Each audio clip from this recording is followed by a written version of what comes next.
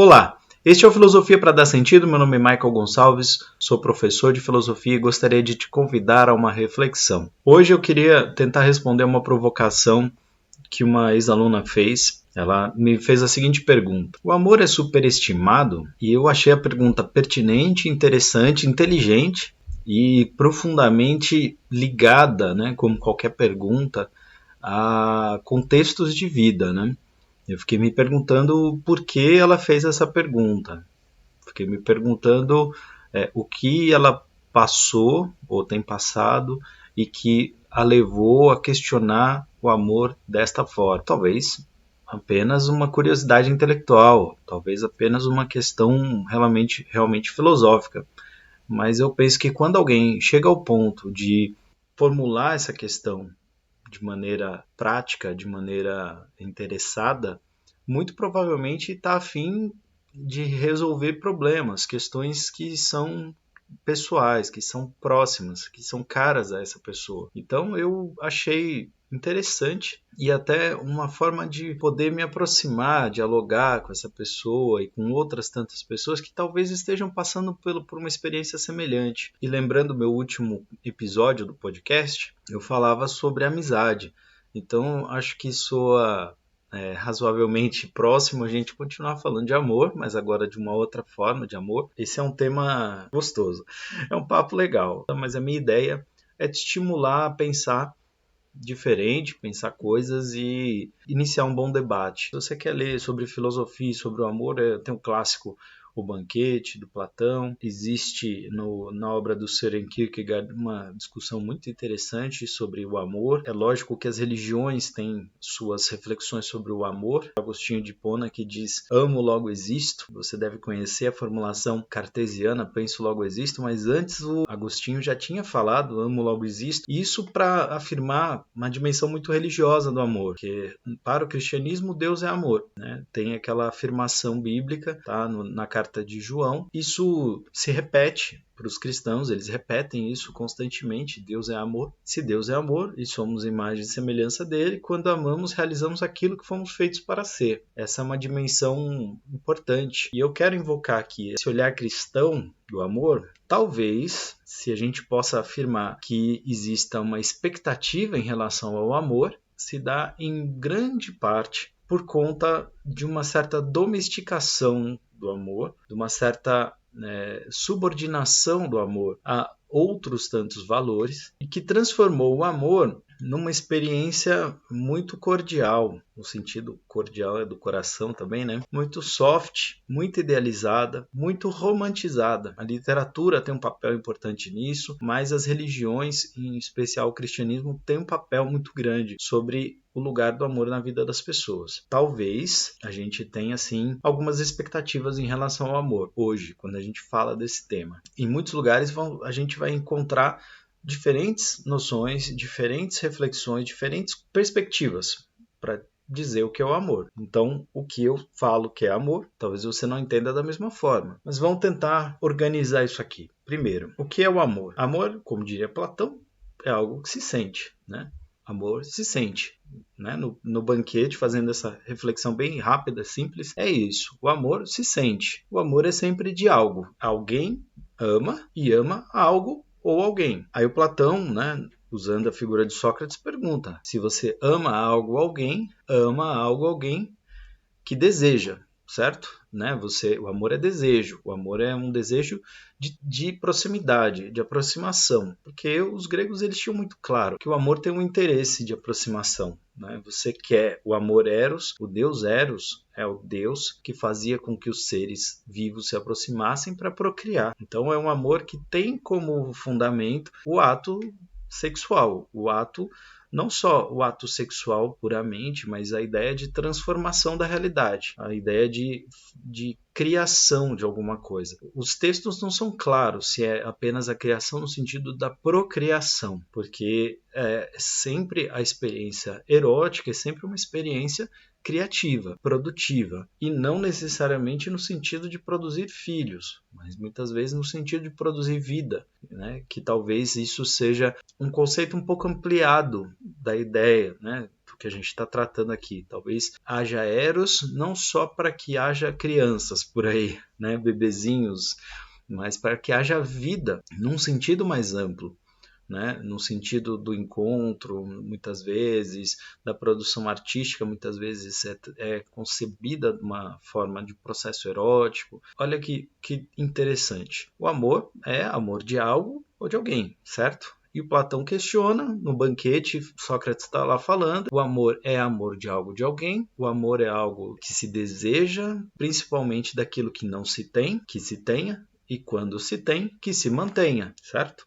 Então, é uma coisa, é uma dimensão ou é uma relação que se estabelece visando ter algo, ou ter proximidade constante com algo, ter relação com algo, acho que é uma boa palavra, e fazer a manutenção dessa relação. Enquanto houver amor, o desejo é de que isso seja prolongado, que isso seja eternizado, que isso seja durável. E aí, quando ele fala de você quer quando não tem, ou quer manter quando tem, você entra num universo de admissão da necessidade do outro.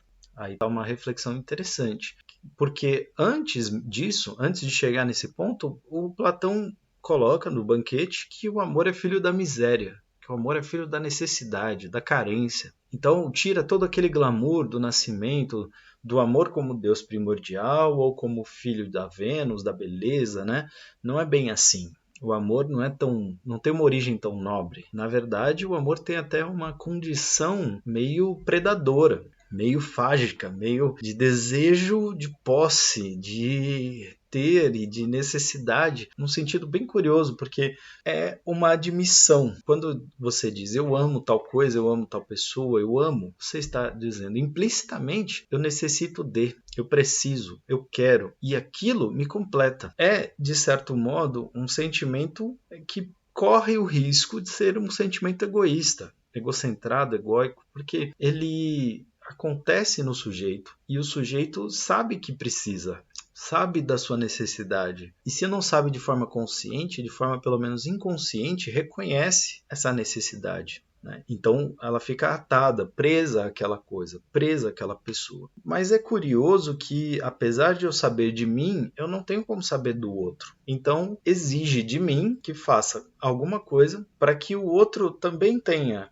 essa mesma dimensão ou algo parecido, mas não há nenhuma certeza de que isso será possível. Isso é interessante, né? Não há nenhuma clareza, nenhuma absoluta certeza de que aquele que ama será amado. E nesse sentido, o amor philos, ele é um amor interessante porque ele permite que a gente reconheça, e a amizade ela vai se construindo na medida em que as coisas vão acontecendo e as coisas vão se encaixando e você vai recebendo e doando. O amor erótico não necessariamente funciona da mesma forma.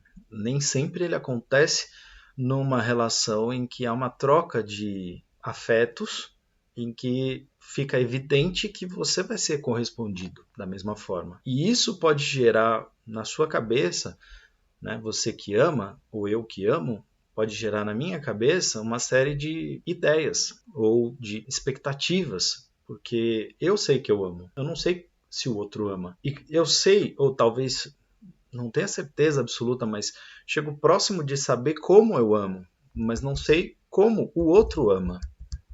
E provavelmente não tenho muito como saber. Essa é uma condição, amor. Então, a gente tem internamente uma tendência de superestimar a relação e o sentimento e colocar algumas expectativas sobre esse sentimento. Eu amo determinadas coisas e eu quero essas coisas comigo. Eu amo um parente, sei lá, meu pai, minha mãe, e quero eles comigo. Amo minha irmã e quero ela comigo. Se porventura, por alguma circunstância, não posso tê-los na minha vida, eu vou me sentir extremamente frustrado, porque não era esse o plano. Porque você não planeja isso, não faz parte do plano. Você vai precisar mudar um pouco a sua mentalidade, o seu modo de entender as coisas. Mas pensando no amado e na amada, ou na sua alma gêmea, na sua pessoa querida, né? Escolha aí o termo que cabe na sua mente para pensar num afeto que é correspondido para você. Digamos, eu tenho eu tenho uma sensação de que amo e como amo,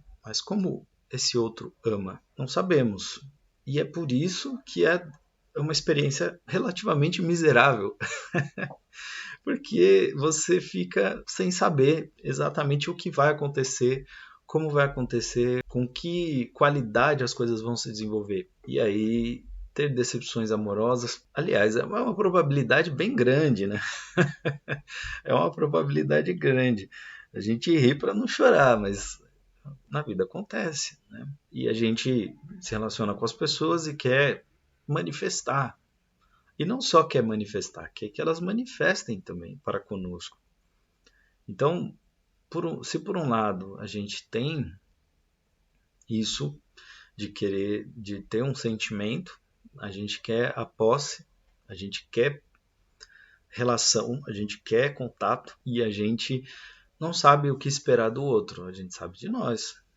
E é uma admissão relativamente humilde, né? De necessidade. Eu preciso do outro, eu preciso daquela pessoa, né? Mas a gente está num tempo em que talvez a gente esteja diante de pessoas e diversidades de necessidades, de forma de relacionar, de entender. No passado a gente tinha relações mais estáveis do ponto de vista formal, o que não quer dizer que do ponto de vista emocional, do ponto de vista do amor enquanto afeto, as pessoas se amassem mais. Eu acho isso um exagero que as pessoas cometem. Ah, que no passado as pessoas se amavam mais. Será mesmo que se amavam mais? Eu tenho minhas dúvidas, eu tenho cá minhas dúvidas. Eu acho que as pessoas tinham menos coragem de dizer o que querem. As pessoas tinham menos interesses porque a vida tinha menos opções. A vida tinha menos opções. Hoje a gente está num universo, numa vida que a gente precisa escolher muito, a gente tem muitas opções, são muitas as coisas para refletir, para pensar, e isso também tem que considerar que o tempo passa e a vida tem uma perspectiva maior, a gente vive mais tempo, né? Tem muita coisa para se pensar. E o romantismo vende. O romantismo vira música, o romantismo vira livro. Você lê romance, você vê filme com história de romance, você vê o amor e o coração dá um calorzinho, dá um quentinho. Então isso vai gerando uma cultura, vai gerando uma ideia, um conjunto de ideias. As pessoas vão se acostumando e vão estimando essa ideia. Então eu imagino que não haja quem não celebre duas pessoas que se amam, que se encontram e que se manifestam e que esse amor dura. É natural que as pessoas vão curtir isso, né? E a gente, enquanto está desenvolvendo esse sentimento, quer que seja durável. Mas a vida é complicada, a vida é complexa. E para cada um tem um desenvolvimento, ok? Né? Então a gente superestima, provavelmente. Por que eu estou dizendo isso? Por uma questão cultural, porque a gente é pressionado a deificar esse amor, ou a experiência do amor, como uma coisa perfeita, uma coisa que não possa realmente ser atacada jamais, que deveria ser uma instituição sólida, né? Para citar aqui o Bauman, o amor líquido de hoje ele vê com um certo pessimismo, porque ele entende que no passado tudo era mais sólido, então provavelmente as pessoas amavam mais, as relações eram mais duradouras, mas também há que se questionar se a solidez não era para muita gente uma amarra, e se não era mais uma performance do que realidade, né? Aquela estabilidade que se via em muitos casais, em muitos relacionamentos. Bom, também é superestimado pelo fato de a gente ter um desenvolvimento pessoal muito claro e não ter referência do outro. Então, talvez a gente ame de um jeito, o outro ama de outro e as coisas se chocam e a gente não vê encaixar, não vê sentido. O que hoje é um problema que eu queria trazer para essa questão aqui, para essa discussão, é uma espécie de agonia do Eros, né? Que agonia é improdutividade, impossibilidade de desenvolver-se, né? De não gerar nada, de não poder gerar nada, sendo que a natureza do amor é geradora. O amor existe para gerar. Né? Eu amo filosofia, vou estudar filosofia, isso gerará conhecimento, ok? Isso é a natureza do amor. Eu amo a minha família e vou gerar momentos com ela, vou gerar projetos com ela e isso vai reproduzir eventos e situações, ok?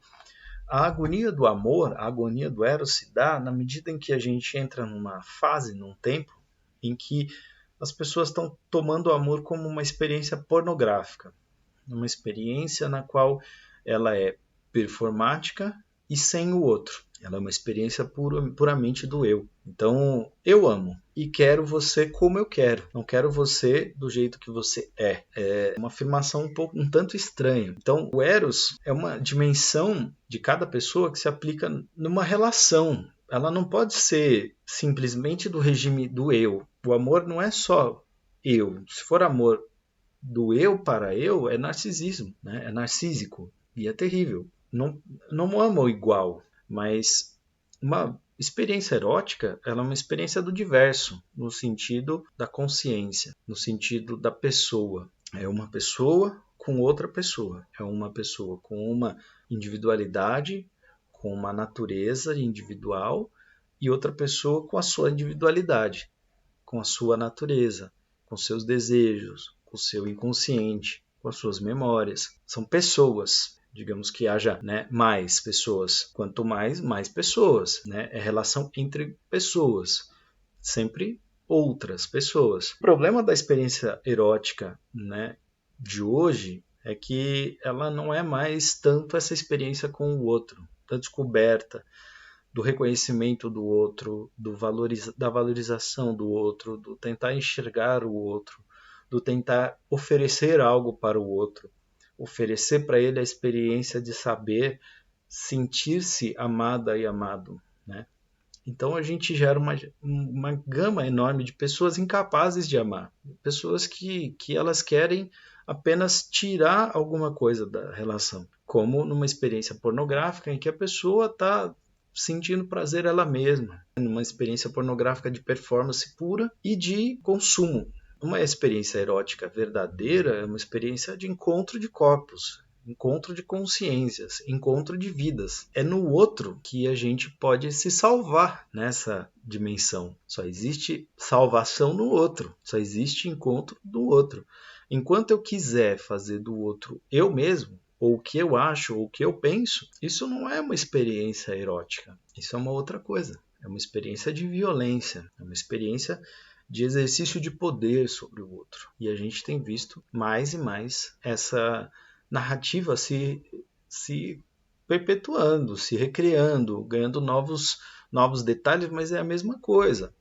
É a imposição do que eu quero, é a imposição do que eu penso, é o consumo imediato das coisas, é a destruição, é a narrativa da destruição, não é a narrativa da coexistência, da troca, né, da valorização do outro.